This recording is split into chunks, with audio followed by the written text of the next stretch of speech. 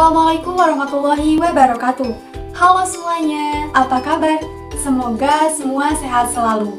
Sebelum kita memulai belajar, alangkah baiknya kita berdoa terlebih dahulu agar apa yang kita pelajari dapat bermanfaat dan diterima dengan baik. Apakah kalian pernah melihat tayangan seorang astronot yang berada di ruang angkasa? Seorang astronot yang berada di luar angkasa tidak bisa berdiri dengan tegak dan tidur di kasur dengan tenang seperti di permukaan bumi. Tahukah kalian mengapa hal tersebut terjadi? Hal tersebut terjadi karena di ruang angkasa tidak ada gaya gravitasi yang menyebabkan astronot di luar angkasa dapat melayang-layang.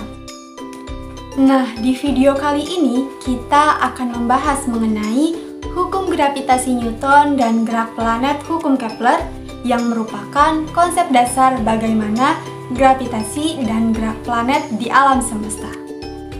Materi ini memiliki kompetensi dasar sebagai berikut.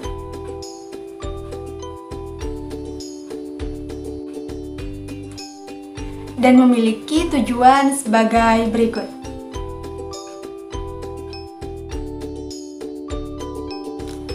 Mari kita simak fenomena berikut ini. Sekarang kita bandingkan dengan fenomena selanjutnya. Dari fenomena tersebut, apakah kalian pernah bertanya, mengapa daun yang masanya lebih ringan jatuh ke permukaan bumi, sedangkan bulan yang masanya lebih besar dan berevolusi mengelilingi bumi tidak jatuh ke permukaan bumi? Mengapa hal tersebut terjadi? Dahulu, terdapat ilmuwan yang bernama Robert Hooke. Nah, ia berpendapat, jika terdapat bumi dan bulan, atau planet dengan planet, di antara keduanya akan muncul yang namanya gaya tarik-menarik. Jadi, jika terdapat bumi dan bulan yang memiliki massa, keduanya memiliki gaya tarik-menarik. Apabila terdapat gaya tarik-menarik di antara kedua benda bermassa, bagaimana rumusan untuk menentukan gaya tarik-menarik tersebut? Sayangnya, Robert Hooke belum mampu merumuskan gaya tarik-menarik antar dua buah benda yang bermassa. Di sisi lain, terdapat ilmuwan yang bernama Sir Isaac Newton. Ia mampu merumuskan gaya tarik-menarik pada dua benda dengan mengatakan bahwa gaya gravitasi antara dua benda merupakan gaya tarik-menarik yang besarnya berbanding lurus dengan perkalian massa masing-masing benda dan berbanding terbalik dengan kuadrat jarak antar keduanya. Sebelum mengungkap konsep gravitasi, Newton sebelumnya menyelidiki gerak-gerak benda angkasa, yaitu planet dan bulan. Dalam penyelidikan itu, Newton menyadari bahwa harus ada gaya pada bulan sehingga bulan tetap berada pada orbitnya mengitari bumi. Jika gaya itu tidak ada pada bulan, maka bulan akan bergerak pada lintasan lurus. Pada suatu cerita, ketika Newton sedang duduk bersantai di taman rumahnya dan memperhatikan sebuah apel yang jatuh dari pohon, hal inilah yang menginspirasi Newton membahas ide gravitasi yang selalu dipikirkan selama ini. Newton menghubungkan berbagai parameter yang akan mempengaruhi tentang konsep gravitasi, seperti massa benda dan jarak pisah antar benda-benda yang saling berinteraksi satu dengan yang lainnya. Secara sistematis, dituliskan bahwa gaya sebanding dengan massa satu dikali massa benda kedua dibagi jarak kuadrat. Gravitasi merupakan gaya tarik-menarik akibat interaksi dua buah benda yang selalu berbanding lurus dengan perkalian massa masing-masing benda dan berbanding terbalik dengan kuadrat jarak antara keduanya. Sehingga persamaan gaya gravitasi dapat ditulis Fg atau gaya gravitasi sama dengan G tetapan umum gravitasi dibagi M1 massa benda pertama dikali M2 massa benda kedua dibagi R kuadrat jarak antar titik pusat massa kedua benda. Tetapan gravitasi ditentukan secara eksperimen pertama kali oleh Henry Cavendish pada tahun 1798 dengan menggunakan neraca Cavendish berupa neraca torsi yang sangat peka. Berdasarkan neraca Cavendish, interaksi antar bola yang bermassa dapat bergerak bebas dan akan memutar serat kuarsa, sehingga cahaya yang memantul pada cermin akan bergeser pada skala. Dengan mengonversikan skala, memperhatikan jarak antar benda, maka Cavendish menetapkan nilai G tetapan gravitasi sebesar 6,67 dikali 10 pangkat minus 11. Menjawab fenomena terkait mengapa bulan tidak jatuh ke bumi? Nah, hal tersebut dikarenakan tiap benda memberikan gaya tarik pada tiap benda lain yang sebanding dengan benda itu dan berbanding terbalik dengan kuadrat jarak pisah antar mereka. Jadi, bulan dan bumi sama-sama memiliki gaya gravitasi yang menyebabkan keduanya saling tarik-menarik, dan bulan memiliki kecepatan yang konstan, seperti pada hukum 1 Newton, yaitu benda diam akan tetap diam atau bergerak dengan kecepatan konstan. Maka dari itulah, bulan memiliki rotasi yang mengitari bumi dengan konstan karena adanya gaya gravitasi dan hukum 1 Newton. Lalu, mengapa planet-planet tidak saling bertabrakan? Nah, hal tersebut terjadi karena gaya gravitasi matahari memiliki massa yang sangat besar. Lalu, setiap planet juga memiliki massa dengan kecepatan yang konstan. Nah, jadi jarak planet dengan matahari berpengaruh terhadap gaya gravitasi. Seperti halnya pada fenomena sebelumnya, bahwa matahari dan planet-planet memiliki massa, maka keduanya memiliki gaya tarik-menarik, dan setiap planet memiliki kecepatan yang konstan. Dan patut kita syukuri bahwa massa-massa setiap planet dan matahari sudah disesuaikan oleh Allah Subhanahu wa Ta'ala.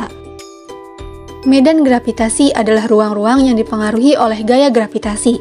Besaran yang mengatakan medan gravitasi disebut kuat medan gravitasi, yaitu gaya gravitasi tiap satuan massa. Kuat medan gravitasi merupakan besaran vektor, yaitu medan yang setiap titiknya memiliki nilai dan arah garis-garis bersampungan yang kontinu yang selalu mengarah menuju ke massa sumber medan gravitasi.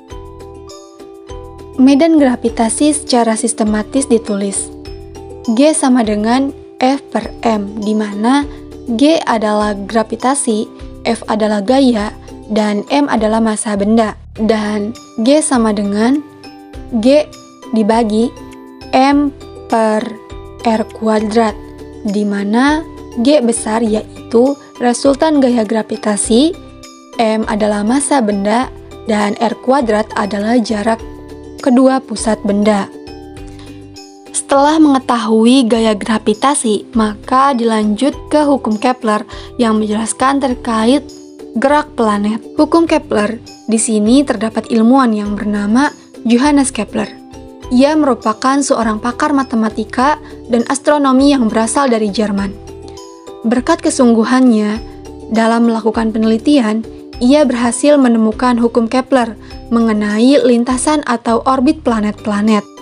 Sebelum pembahasan terkait hukum Kepler, di sini kita harus mengetahui terlebih dahulu, satelit adalah benda langit yang mengitari planet dengan ukuran yang lebih kecil dari planet tersebut. Pada satelit berlaku gaya sentripetal dan gaya gravitasi.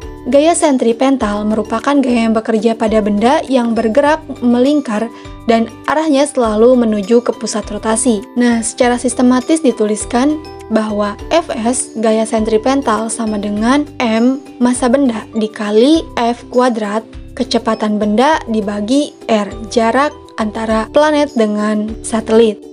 Terdapat 3 hukum Kepler. Nah, di sini kita akan membahas hukum pertama Kepler yang berbunyi, tiap planet bergerak mengelilingi matahari dalam lintasan berbentuk elips, dan matahari terletak pada salah satu titik fokus elips. Berdasarkan hukum ini, suatu planet pada saat tertentu berada pada jarak terdekat dengan matahari disebut perihelium. Sementara, jarak jauh dari matahari disebut aphelium.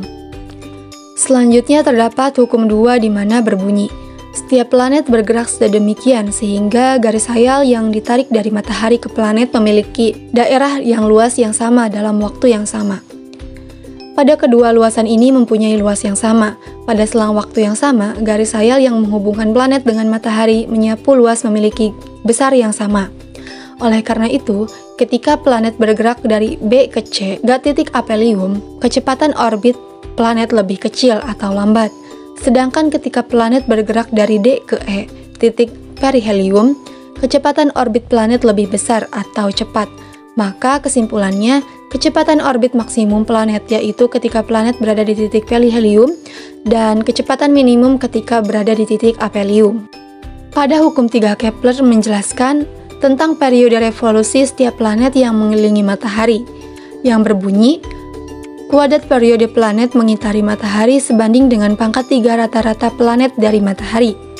Secara sistematis ditulis, pangkat 3 sama dengan T2 pangkat 2 per R2 pangkat 3 sama dengan konstan, di mana T adalah periode planet dan R adalah jarak planet. Setelah mempelajari terkait hukum gravitasi Newton hingga gerak planet dan hukum 3 Kepler, maka dapat disimpulkan bahwa semua benda di alam semesta menarik benda lain dengan gaya sebanding dengan hasil kali massa benda-benda tersebut dan berbanding terbalik dengan kuadrat jarak antar benda-benda tersebut. Penerapan hukum gravitasi Newton dapat diterapkan untuk menjelaskan gerak-gerak benda angkasa. Salah seorang yang memiliki perhatian selain Sir Isaac Newton pada bidang astronomi yaitu Johannes Kepler. Dia terkenal dengan 3 hukum tentang pergerakan benda-benda angkasa, yaitu hukum 1 Kepler, hukum 2 Kepler, dan hukum 3 Kepler. Jadi pada intinya, setiap benda yang memiliki massa pasti memiliki gaya gravitasi. Nah, setiap benda yang memiliki gaya gravitasi tentunya memiliki medan gravitasi. Akhirnya kita sampai di penghujung video. Semoga apa yang kita pelajari dapat bermanfaat bagi kehidupan. Mari kita tutup pembelajaran kali ini dengan doa Alhamdulillahirabbil alamin. Sekian materi yang disampaikan. Sampai bertemu di materi selanjutnya mengenai energi dan usaha. Wassalamualaikum warahmatullahi wabarakatuh.